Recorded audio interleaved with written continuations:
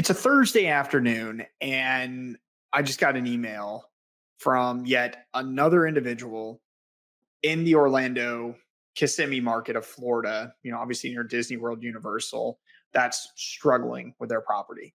If they're listening to this episode, I hope you're okay with. I'm not going to say names, but it's just a growing concern in this market, and it's crazy. I'm seeing the same, well, not the same people, but different individuals in the same exact neighborhoods having the same exact issues of properties not even breaking even in this particular market. So I'm going to read this email real quick. Hey, Kenny, I'm reaching out to see if you can offer me advice. 2 years ago, we bought a house in Kissimmee, Florida for $535,000. It's a 5-bedroom, interest rate of 8.6%. Okay, that's pretty high. That's 2 years ago, maybe a hard money loan at 8.6%. That's really high. But anyway, I put 95K down and another 60,000 in fixing it. It took 6 to 8 months, which that's a long time, but all right, cool. So they paid the mortgage during that time, and they had to pay an additional $50,000 in holding costs. Since last August, so it's almost been a year, we've been at 60-70% occupancy, but the average revenue, which they projected, or average nightly rate, was at 230, and it's only doing 130 per night. And they have 5-star reviews, but they're losing $2,000 to $3,000 a month. And now, if they try to sell the property, it's worth less than the 535 that they paid for it. What should they do? Or what should we do? That's the email I got. Yeah, and it's crazy. I get those emails all the time. So welcome to the Cash Flow Positive Show, where we're going to break this down and suggest a few ideas. Now, the problem, number one, the first problem, and in this episode we're going to talk about, is sometimes we just messed up. We bought the wrong property. Okay. There isn't a whole lot of fixing it, right? Like, even if he added a bunch of things and dumped a ton of money into the property, can that change the nightly rate from $130 a night to $230 a night, which they had originally projected? Probably not. And the reason why, and it's because of the market and what's going on in the market. And when I say the market, I'm talking about the Orlando market, not everywhere. Okay. We have to know what's going on in our markets and understand when things aren't working out. How do we adjust and how do we pivot? Even the best and smartest STR investors I personally know mess up, make mistakes, buy the wrong properties. I bought a piece of land out in the middle of Arizona in 2020 that's just sitting there and it was just too expensive to build on. We didn't do the right due diligence. We kind of got caught up in the emotional side of the purchase, and it was a bad buy. And we're just sitting there with some land. Maybe one day we'll build on it, but right now it just doesn't make any sense. So we have to be, obviously, the whole show is about buying and acquiring and launching and running successful short-term rental properties. But sometimes we get properties and we look at properties that are doing the best that they can do in their current conditions, and we just messed up. And so I don't want to, we kind of did an episode 2 months ago about what to do if you're in this situation. I did that with Eric Corson. This is a little more extreme. I actually do want to show the property because I think it's, relevant to what we're going to talk about today. But at the same time, I get these emails at least once a month from people in this market, in Orlando market. And the problem is, once again, there's not a whole lot that we can do to try to fix it. Now, if you're listening to this in the car, I apologize. I'm going to describe it. If you're watching this on YouTube, you actually get to see the property and the listing and everything. And so what I want to, first off, I do not encourage anyone to buy or invest in Orlando, Florida right now. I just don't. I think it's a bad decision. And I decided it was a bad decision. I had this realization, besides the data, about a year and a half ago, or 2 years ago, excuse me, when I went to Disney World. And we decided to stay at an Airbnb instead of stay in a resort in Disney World. And our friends who we went with actually stayed in a resort in Disney World. And,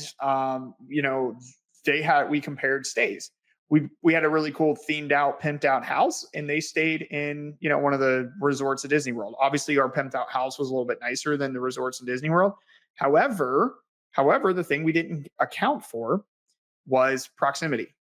They could easily just hop on a train or a bus and get to any park in the park within, any of the, there's like 5 parks, or, like themed parks in Disney World. They could get to them in within like 10 minutes, 10, maybe 20 minutes tops. Okay. It took us at least 30 minutes just to drive there, even though we were like at the closest like neighborhood because of all the stupid traffic in Orlando. And then you got to park, you got to pay for parking. And then you got to take some other train or something else to get to the park. And it just like, it's like a 45-minute to hour commute to get to where you want to be, where you could just easily just hop on something and boom, you're there. And then you don't have to pay for, extra crap. And so even though these properties we're staying at were really cool, you're always going to be number 2 in this market with a short-term rental because you're not in the most desirable location. And why are people going to this market? They're going to go to the theme parks. Now, if you're theme park hopping, which some people do, usually, teenagers or older, I say older groups, like families with the older families, meaning like families with teenagers and, older kids who can travel, like go around to different areas. And you're theme park hopping, you're going to Universal, you're going to SeaWorld, you're going to Disney, great. Airbnbs could make sense. However, most people aren't doing that. They're going for a particular park for a particular reason. And usually families with small kids do not want to stay in a short-term rental where they have to commute to the park and do all that stuff unless it's cheaper. But now you're competing on price. And we've talked about the zero-sum game before, where we don't want to compete on price. We want to compete on quality. We want to compete on our moat. And there is no moat in this area. So what do people do? They over amenitize and they over theme their properties just to compete. Now, this property isn't like super themed, but it is pretty cool. And they have good pictures. And there really is nothing wrong with their listing. They have 5 stars, 33 reviews. It's a 5-bedroom, 4-bath. It's got a pool. They've got really good pictures. Like I mentioned, they even have like custom waffle makers and it's nice updated property. And, each room is a different theme. There's princesses and Disney or Mickey and Minnie. And then there's like a really cool, they did a black light, game room with the Avengers in it that light up and glow in the dark with, different types of games in there. Now it's not like those crazy ones with all the cool arcade and the bowling alley, but the reality is like, this is unfortunately basic $130 a night, which is insane. This is a 5-bedroom house at $130 a night. So what can this person do? I mean, there's some minor things they can do, but the reality is there isn't a whole lot they can do, if anything at all, to try to get this thing to cash flow. And they have two options. Option number 1, now their pricing model, I mean, 60-70% occupancy is actually pretty normal. And I wouldn't say their pricing is off. Their revenue management is not off because they're getting booked. They're not 100% booked. Okay. We don't want to ever be 100% booked, but at the same time, 60-70% is pretty average. So their occupancy is fine. So if they play with their pricing, their ADR might go up, but their occupancy would dip down. So they're really just kind of plateaued. And unless you added some dramatic amenities, I mean, this place is super unique by spending hundreds of thousands of dollars more into the property, you're not going to really move that needle on the ADR. Remember, there's 3 types of amenities that move ADR. There's amenities three types of amenities that impact your revenue. There's ones that impact your ADR, there's ones that impact your occupancy, and there's ones that impact the guest experience. Well, they have really good guest experience. Okay. In terms of the occupancy, their occupancy is like, they're in a resort, so they can't really add any like specific amenities that would be impactful towards the occupancy, especially in the resort here. Maybe, I don't know if the pool is heated. If they have a pool, it's caged in. They have a private pool. Maybe they could heat the pool. That might actually improve occupancy a little bit. I could look into that. I don't know if it is or not. We'd have to dive in a little deeper, but that could be one option that's relatively affordable. Oh, nope, it's heated. Surprise, surprise. Like, we know where this is going. This is a really, really tough situation for someone. And the reality is they have 2 options. They either just need to sell it and cut their losses, which is probably what I would do, or they need to be comfortable with the idea of breaking even at the best case scenario. And if they're not comfortable with that, they're like, no, I have to make money. Then you need to sell it, cut your losses, and move on. There really isn't much you can do in this case. And so what I want to do today is unfortunately, we're going to start with that note. That was kind of my hook. I want to try something different here to open up the episode. But what I want to talk about today is, number one, how do we avoid situations like this? And it really starts with buying in the right market. Okay. Check. We've talked about that a lot. All right.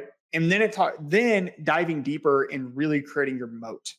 Okay. One of the biggest things, I'm going to bring it back here and we're going to stop talking about this property because this is not the point of the episode. So one of the biggest problems I am having right now with a lot of design companies and companies that like kind of come in and they do the whole like setup for you from an STR standpoint is it's very templated. Okay. The designs are, they could be slightly unique or have like variations, but the amenities are pretty much the same. Like it's like, I call it the typical amenity package. You have your hot tub, you have a barrel sauna, a game room, maybe a theater room. And if you have a little extra cash, they'll throw in the pickleball court, and then you got your Fab Five right there, right? So sure, there's other like little amenities, but those are your five things that the property has. And should you add those things? Well, number one, it depends on the market and so on. But most markets, yeah, you should go ahead and add those things. But the reality is those are not unique now. Okay. And that example is helping participate in what I call the amenities arm race.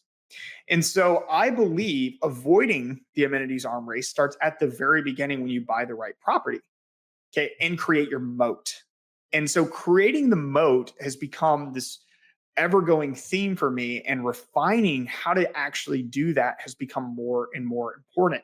And I personally evolved that process even for myself and how I invest. And that's what I want to talk about and show you today what I'm doing with one of my new purchases in a new market that you haven't, I've mentioned it. Well, I've subtly dropped that I'm doing it, but today we're going to actually reveal the market. Now, I'm not going to talk much about the market because I don't want swarms of people going there. But the reality is like, this is the market I'm like, and I would encourage only experienced investors to go to this market for a number of reasons, but I do want to show the property there. And I want to talk about how we're creating this moat and this theme around what we call micro designs. Okay, micro designs are when we go into a property and we focus on spaces, creating unique spaces where we can market the experience of the property. Okay, not just we're furnishing and amenitizing a property. Okay, cool. But it's more specific than that. It's going in and coming up with 1, 2, maybe 3 spaces. It depends on your budget. Not going overboard in every single space, but picking 1 or 2 spaces and really making them unique, really, really making them something special that stands out from the crowd. And this episode's probably going to go a little long, but that's okay because I think this is actually I've been really dying to do this episode because I have some really good examples. This will help you, especially as you're planning your next purchase or even as you're looking at your property today. And you're like, what can I do to improve? How can I stand out? Should I add that pickleball court or X, Y, and Z? The question is, it's not whether you should or shouldn't do something. It's how you're going to market it. So if you're like, I want to add a pickleball court, will that make me more money? Well, it depends on how you market it. So really what you should be focusing on is how can I market specific things in my property better? How can I create micro designs? And micro designs is kind of a broad term here, but it's really focusing on certain areas or spaces in your property, could be inside or outside, to help elevate and improve your revenue or maximize your ROI. Okay. People with more money can do micro designs in every single space.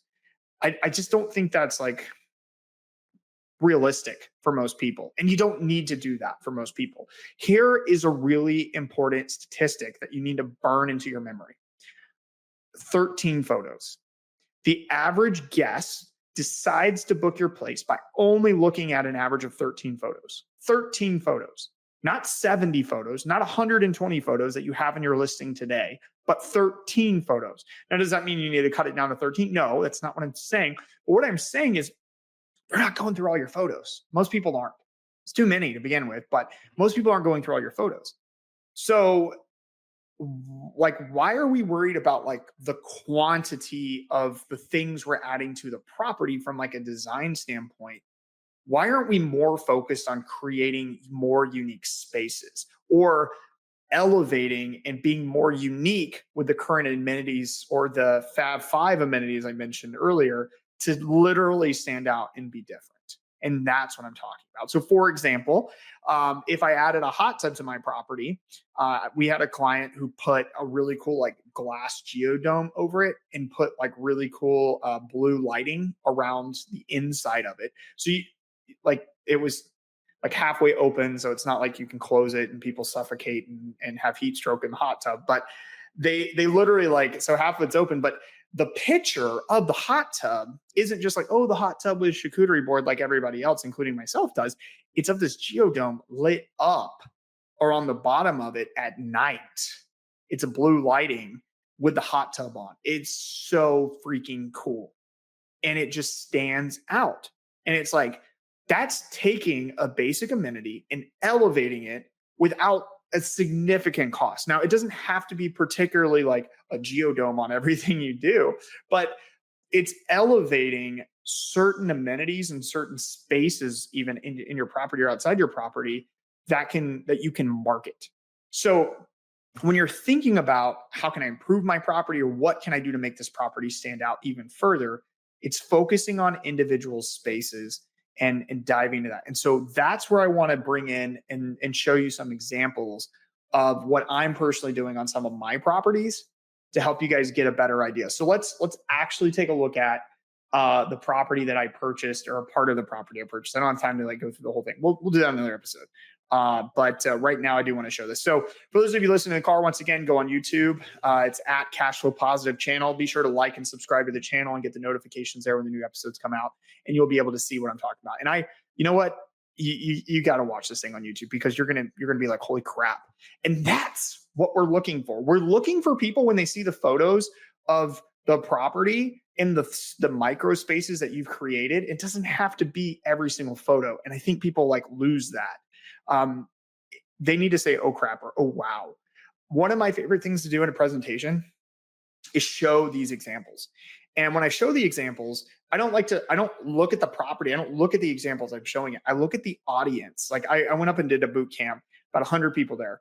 And I showed this example I'm about to show you, and I showed it before, and I showed what we're doing to it. And I just stared at the reactions the whole time. And when I showed them the garage, which if you're watching this on YouTube, you can see here, you're like, okay, cool. That looks like a really boring, little garage shed area. It's got a high ceiling. It's got some vegetation around it. Looks like nothing. This is the property we purchased in the condition it's in, at least the detached like little garage area for storage. And then I show the audience the design plan of what we're doing with it. And I look at the reactions, and they're always like, wow, that's cool. That's what you're looking for. Give me 3 or 4 of those shots for a property, and you're getting booked all day long. You will be number 1 in that market. Okay. Or, top 10 in that market. And that's really like what you should be focusing on. And it doesn't matter your budget. It really doesn't. Like, don't overspend on the purchase price just to buy a bigger property. Focus on how you can invest in the property and create these micro spaces or micro designs to really set yourself apart. And it doesn't necessarily require, hundreds of thousands of dollars to do that. Okay. So I mentioned the hot tub example earlier, but there's a similar theme that each of these micro designs have that you have to keep in the back of your head and incorporate. And we'll talk about this theme, or this like idea. It's really a thing that they all have in common that actually elevate your game. So here's the shed here. You can see it's just pretty basic, got vegetation around it. Obviously, you can clean it up. You got to have some vision here, right? This is the inside. So it's not drywalled. It's, I don't know what you would call this, but it's not like finished. It has the framing, on the inside. This is like a 2-car garage, high ceilings. I think they're probably like maybe like 12 feet, potentially, something like that. They're pretty high, because what I'm about to show you, we have a Jumbotron in there. But anyway, so it goes pretty deep. It's a pretty decent detached 2-car, garage you could probably fit 4 cars in here lengthwise. So if you just pull them all in, but width-wise, 2-car garage. Okay, cool. So one big garage door, 2-car garage. So we said, okay, how can we turn this into something that will be unique, stand out, and we can market? So the original idea, the idea we got from the design company was, let's throw in a hot tub. Let's make it a retreat. We'll put in a spa, a hot tub, a cold plunge, something else. And I was like, that's not wow. That's cool, but that's not wow, right? Like when you hear that, does that make you go, wow? No, it doesn't. Okay. Then they're like, well, let's put the game room in here. I said, okay, well, we're going to have to heat and cool it. That's no problem. We'll put a mini split in. All right. And then it was like, well, what are we going to do in here? Like, is it just going to be like, we'll drywall it off, make it look cool, and do something? And they're like, yeah, we'll put arcade machines in here. We'll do shuffleboard. We'll do pool. We'll do air hockey. We'll do, the common game room crap. They'll put the neon sign on the wall that says game room or games or I heart games or something stupid like that. And, the LED strip lighting around the top, the Wayfair machines, like 3 of them or something like that, and call it a day. Is that really wow? No, that's not wow. That's cool, but that's something that people can easily replicate. So why the heck am I going to spend 30, 40, $50,000 to finish the shed off, drywall it, put heating and cooling, put all this crap in it if it's not going to be wow? So what did we do? We said, well, in this market, which is in Texas, what do people like to do? A lot of people like to golf in this area, and they watch football games and sporting events and things. And we said, okay, cool. How about instead of just throwing a bunch of games and crap in this shed, how about we go all in on this like golf or sports theme? And to take it a little further, how about we like theme out the entire space? Like the flooring, the walls, the everything. And then I got this idea. I said, we were talking about putting in a golf simulator. Golf simulators are cool. Okay. We have a golf simulator in our Frankfort, Kentucky one. But the problem with golf simulators is